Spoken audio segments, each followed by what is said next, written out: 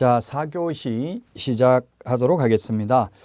우리 교재 67페이지 지난 시간 한 거 제가 서식을 안 보고 넘어갔는데 개설 등록 신청서하고 67페이지 서식을 보면 인장 등록 신고서 같이 돼 있죠. 인장 등록 신고서 밑줄 치시기 바랍니다. 등록 신청하면서 인장 등록할 수도 있다고 했죠. 그 다음에 종별을 보면 개업공개사의 종별이 법인하고 공인중개사 두 개입니다. 즉 법 7638호 부칙 제6조 2항의 규정에 의해서 등록을 한 것으로 보는 자, 소위 중개인은 신규 등록이 안 되기 때문에 종별에 없습니다. 그러나 68페이지 서식을 보십시오. 등록증 서식을 보시면 개업공개사의 종별이 세 가지죠. 법 7638호 부칙 제6조 2항의 규정에 의해서 등록을 한 것으로 보는 자, 소위 중개인도 종별이 있습니다. 즉 부칙 개공은 등록증은 있다고요. 등록한 것으로 보기 때문에. 그러나 신규 등록 신청은 안 된다는 점을 유의하셔야 되겠습니다. 자, 다음은 69페이지. 이번 시간은 개업 공인중개사 등의 결격 사유에 대해서 보도록 하겠습니다. 개업 공인중개사 등의 결격 사유. 개업 공인중개사 등의 결격 사유가 뭐냐면 우리 핵심 비교 정리 프린터는 31번에 맨 밑에 까만 별표 동그라미 1번에 보니까 개공등이라고 되어 있습니다. 개공등이 개업공개사 등의 줄임말이고요. 그 5가지가 있는데 예금이 비결 이렇게 암기하도록 하겠습니다. 자, 그러면 개업공인중개사 등 개공 등의 결격 사유입니다. 개공 등의 결격 사유. 개공 등이란 개업 공인중개사, 소속 공인중개사, 중개보조원, 법인의 임원사원을 개공 등이라고 합니다. 즉 다시 말하면 취직도 안 되고 개업도 안 되는 사유입니다. 자격은 취득할 수 있지만 자격 취득에도 미성년자는 개업도 안 되고 취직도 안 되는 겁니다. 자, 개공 등의 결격 사유고요. 우리 프린터는 31번에 맨 밑에 까만 별표에 있습니다. 결격 사유라는 것은 자격을 결한 것, 자격이 없는 것, 즉 개업공개사 등이 될 수 없는 사유입니다.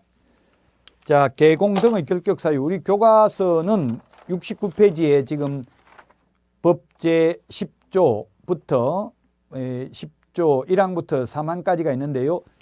자, 먼저 개업공개사 등의 결격 사유 69페이지 일단 교과서를 먼저 보겠습니다. 69페이지 법 10조 1항을 보니까 다음 각호 어느 하나에 해당하는 자는 중개사무소 개설 등록을 할 수 없다. 밑줄 치시고요.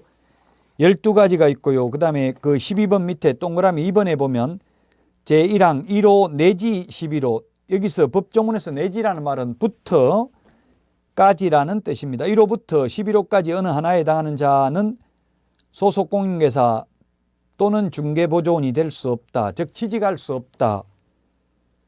3항에 보니까 등록관청은 개업 공인중개사, 소속 공인중개사, 중개보조원 및 법인의 사원, 임원을 뭐라고 부른다? 개업공개사 등이라 한다.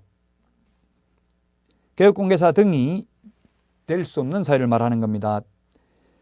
개업공개사 등이 제1항 1호부터 11호까지 어느 하나에 해당하는지 여부를 확인하기 위해서 관계기관에 조회할 수 있다. 본적지 신원 조회할 수 있고 협회 전산망에 조회할 수 있습니다. 자, 개업공개사 등의 결격 사유인데 70페이지, 교과서 70페이지에 보면은 구체적 설명이 있고요. 그 69페이지에 보면 법조문에 보면 1호부터 12호까지 12개가 있습니다. 법조문 순서대로 1번부터 12번까지를 살펴보도록 하겠습니다. 자, 그러면 먼저 1번, 1호인데 뭐 1호, 2호 이런 게 시험에 나오진 않으니까 미성년자입니다.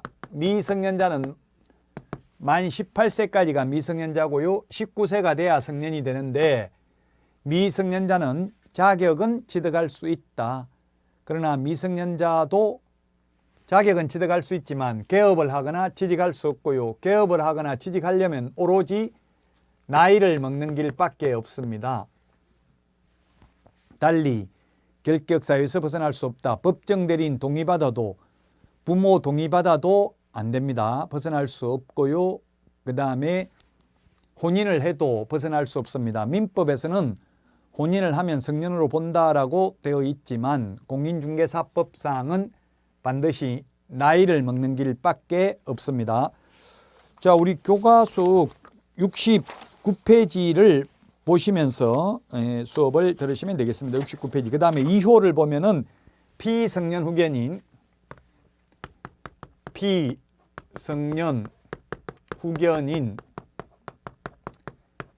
피한정 후견인이 있습니다. 피한정 후견인. 피라는 것은 이게 피, 오더이자에다가 가죽 피자인데 입히다, 당하다 이런 뜻이 있는데요. 그게 무슨 뜻이냐면 성년으로서 후견. 후견은 뭡니까? 디후자, 바라볼 견자, 사람이 인자. 뒤에서 바라보는 사람, 즉 뒤에서 보살펴주는 사람을 후견인이라 하고요. 성년으로서 뒤에서 보살펴주는 사람을 성년 후견인. 피는 성년으로서 보살핌을 받아야 되는 사람, 보살핌을 당해야 되는 사람을 피성년 후견인이라고 합니다. 장애, 노령 등으로 인하여 지속적으로 사무처리 능력이 결여된 자에 대해서 본인, 배우자, 사촌 이내의 친족, 검사, 지방자치단체장 등의 청구에 의해서 가정법원으로부터 성년 후견 개시 심판을 받은 자입니다. 심판을 받은 자다. 따라서 여기에서 벗어나려면 종료 심판을 받아야만 벗어납니다. 피성년 후견인과 달리 피한정 후견인은 지속적으로 사무처리 능력이 지속적 이 말이 없습니다. 지속적이라는 말이 없다고요. 한정적으로 보살핌을 받아야 되는 사람인데 역시 종료 심판이 있어야 결격사유에서 벗어납니다. 피성년 후견인, 피한정 후견인은 종료 심판이 있어야 되는데 31회 시험에 출제가 되었는데 피특정 후견인은 특정 사무에 대해서 후견을 받아야 되는 사람은 이건 결격사유가 아닙니다. 피특정 후견인은 결격사유가 아니고 피성년 후견인이나 피한정 후견인은 결격사유에서 벗어나려면 후견 종료 심판이 있어야 된다. 이게 민법 9조, 10조, 11조에 있는데 이런 내용들은 민법 10조가 시험 범위가 아니죠. 우리 시험에는 그냥 피성년 후견인 종료 심판이 있어야 벗어난다. 이것만 알면 됩니다. 시험에는 정신과 의사로부터 정상인이라는 소견서를 첨부하면 결격사유에서 벗어난다. X로 출제됐습니다. 법원의 심판이 있어야 벗어납니다. 자, 그 다음에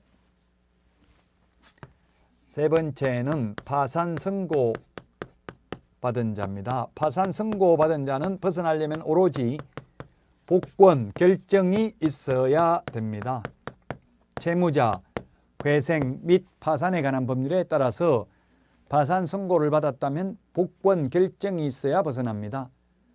시험에는 파산 채무를 모두 변제 완료하고 법원에 복권 신청하면 결격사유에서 벗어난다. X입니다. 복권 신청만 하면 되는 게 아니고요. 복권 결정이 있어야 됩니다.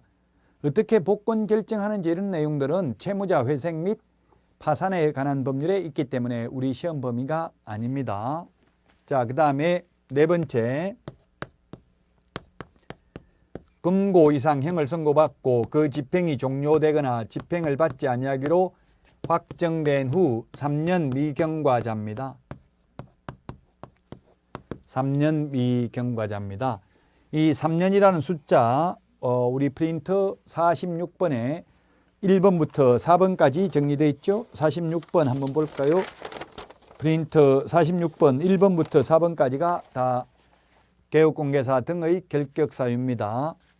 자, 금고 이상이라고 하면 사형, 징역, 금고인데요. 사형은 시험에 나오지 않고요. 죽고 없으니까. 징역은 정력에 복묵해 하는 것, 일을 시키는 것을 진역이라 하고 일을 시키지 않는 것을 금고형이라고 합니다. 자, 그래서 첫 번째는 집행 종료가 있습니다. 집행 종료. 집행 종료. 집행 종료는 두 가지가 있다. 만기 석방되어도 교도소에서 출소하더라도 3년 지나야 취직을 하거나 개업할 수 있다. 3년 미경과자 결격사유고요. 그 다음에 가석방, 가짜로 석방된 경우에는 남은 자녀 형기 더하기 3년 지나야 결격사유에서 벗어난다. 남은 자녀 형기 더하기 3년 지나야 결격사유에서 벗어납니다. 시험에는 이 가석방 이런 것들이 형법에 있기 때문에 구체적으로 어떤 경우 가석방하는지는 우리 시험에 안 나와요. 다만 가석방은 가짜 석방이잖아요. 가등기, 가압류, 가처분, 가짜가 다 거짓 가짜죠. 그래서 거짓으로 석방된 거니까 남은 자녀 형기, 예를 들면 징역 3년을 선고받아도 형법에 의하면 형기의 3분의 1이 경과되면 1년만 지나면 가석방될 수 있고요. 가석방되면 예를 들어서 징역 3년형을 선고받고 1년 만에 가석방됐다면 남은 자녀 형기 2년 더하기 또다시 3년 더 지나야 됩니다. 따라서 만기 석방된 자나 가석방된 자나 형을 선고받은 날로부터 결격사유에서 벗어나는 시기는 똑같습니다. 징역 3년형을 선고받았다면 둘 다 6년 지나야 됩니다. 시험에 가석방된 날로부터 3년만 지나면 된다. X입니다. 그 다음에 집행면제가 있습니다. 집행면제. 집행면제가 있는데 집행면제는 특별사면, 법률변경, 그 다음에 형의 시효 완성,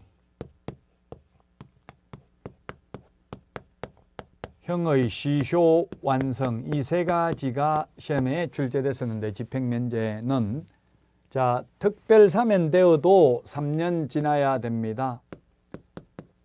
일반 사면은 즉시 벗어납니다. 일반 사면과 특별 사면에 대해서 알고 싶으면 사면법을 보면 되는데 사면법은 우리 시험 범위가 아니고요. 우리 시험에는 결론만 출제됩니다. 일반 사면은 즉시 벗어나는데 특별 사면은 3년 지나야 된다. 뭐가 더 좋은 거예요? 일반 사면이 더 좋은 거죠.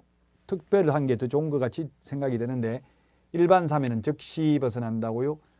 법률 변경으로 더 이상 범죄에 해당되지 않는 것, 이를테면 옛날에는 간통죄가 2년 이하 이전역에 해당되었지만 지금은 간통죄가 폐지되었죠. 그러면 간통죄로 구속되어 있다가 간통죄가 폐지되면서 석방이 되었다 하더라도 3년 지나야 결격사유에서 벗어납니다. 형의 시효가 완성되어도 3년 지나야 됩니다. 그러나 공소시효가 완성되면 아예 결격사유가 아닙니다. 시효라는 것은 시간이 경과됨에 따라서 나타나는 효력을 시효라고 합니다. 그래서 형의 시효라는 것은 확정 판결을 받고 시간이 경과된 경우를 말하고 공소시효라는 것은 확정 판결을 받기 전에 즉 재판에 회부하기 전에 시간이 경과된 경우를 말합니다. 공소시효가 완성되면은 아예 결격사유가 아니고요. 공소가 제기되고 있다 하더라도 결격사유가 아닙니다. 왜냐하면 확정 판결을 받을 때까지는 무죄 추정의 권리가 있기 때문에 그렇습니다. 자, 그 다음에 다섯 번째 집행유예 기간에 있는 자. 집행유예 기간 중에 있는 자 결격사유입니다. 유예가 집행유예가 있고요. 선고유예가 있고 기소유예가 있는데 결론만 시험에 나오는데 선고유예나 기소유예는 결격사유가 아닙니다. 선고유예, 기소유예 이런 것들은 형법 제60조에 규정되어 있는데 형법은 우리 시험 범위가 아니죠. 그래서 가장 가벼운 게 기소유예입니다. 검사가 재판에 안 넘기고 검사선에서 마무리 짓는 거죠. 범죄가 경미하기 때문에 결격사유가 아니고요. 재판에 넘겼는데 판사가 1년 이하의 징역이나 금고형에 해당되는 자에 대해서 자격정지상의 전과가 없는 초범에 대해서 선고를 유예할 수 있고 선고 유예돼도 결격 사유가 아닙니다. 집행유예는 3년 이하의 징역이나 금고형에 해당되는 자에 대해서 1년에서 5년간 집행을 유예할 수 있습니다. 그럼 만약에 징역 3년에 처한다. 그러나 깊이 뉘우치고 있고 그동안 국가 경제 이바지한 점을 감안하여 그 집행을 5년간 유예한다. 보통 재벌 총수들이 이렇게 많이 되죠. 이럴 경우에는 결격 사유가 뒤에 5년입니다. 5년. 앞에 받은 3년이 아니고요. 유예기간 5년간 결격 사유고 5년간 죄 안 지으면 이 3년 없어지는 거고요. 5년 안에 새로 죄를 지으면 새로 지은 죄 1년짜리 만약 죄를 지었다면 1년짜리와 종전에 받았던 3년 해서 4년을 교도소에 복역을 해야 됩니다. 집행유예 기간에 있는 자만 결격사유고 선고유예나 기소유예는 결격사유가 아니다. 자, 그 다음에 자격 취소되고 3년 미경과자입니다. 자격 취소되고 3년 미경과자 결격사유입니다. 우리 핵심 비교 정리 프린트 46번에 동그라미 2번에 있습니다. 그리고 동그라미 5번에도 있는데 동그라미 2번은 자격 취소되고 3년간은 취직도 안 되고 개업도 안 된다는 뜻이고요. 46번의 동그라미 5번은 자격 취소되고 3년간은 다시 자격을 취득하지 못한다는 뜻입니다. 자, 그 다음에 그래서 유일하게 12개 중에서 요거 하나만 시험도 못 보는 사유입니다. 나머지는 시험은 다 볼 수 있죠. 자, 그 다음에 자격정지 기간 중에 있는 자입니다. 자격정지 기간 중에 있는 자도 결격사유에 해당이 됩니다. 자격정지는 최대 6월의 범위 내에서 자격정지할 수 있죠. 그 다음에 등록 취소되고 3년 미경과자 결격사유에 해당됩니다. 등록 취소되고 3년 미경과자 결격사유다. 등록 취소되면 3년간은 개업도 안 되고 취직도 안 됩니다. 등록 취소되고 3년 미경과자는 결격사유에 해당된다. 우리 핵심 비교정리 프린터는 46번에 있습니다. 그 다음에 업무정지 기간 중에 있는 자입니다. 업무정지 기간 중에 있는 자. 업무정지 기간 중에 있는 자도 결격사유에 해당된다. 개업공인중개사는 업무정지라는 표현을 쓰고 소속공인중개사의 경우 자격정지라는 표현을 씁니다. 그 다음에 법인의 업무정지 사유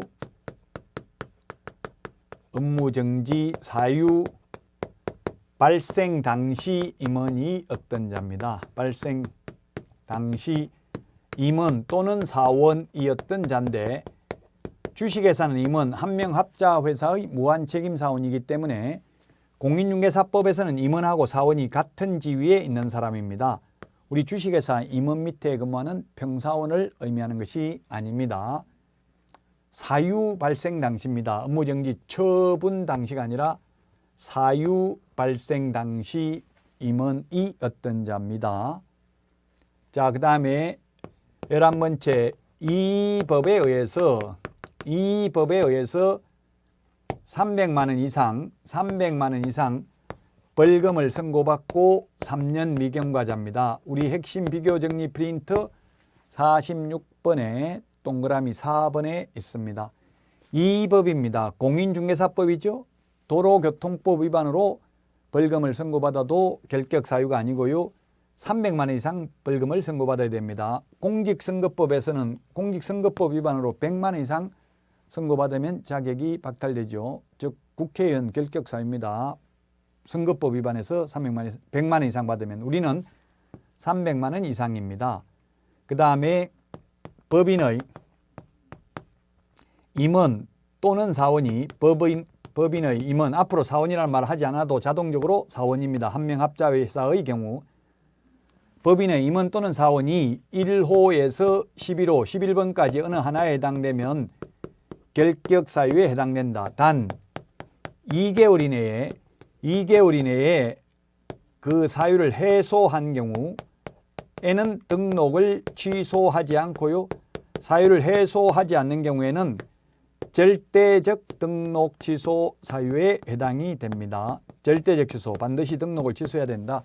법인의 임원이 결격 사유에 해당되는데 2개월 이내에 그 사유를 해소하지 않는 경우에는 자, 그래서 결격 사유 시험에 반드시 출제됩니다. 최근 30년간 해마다 시험에 출제됐습니다.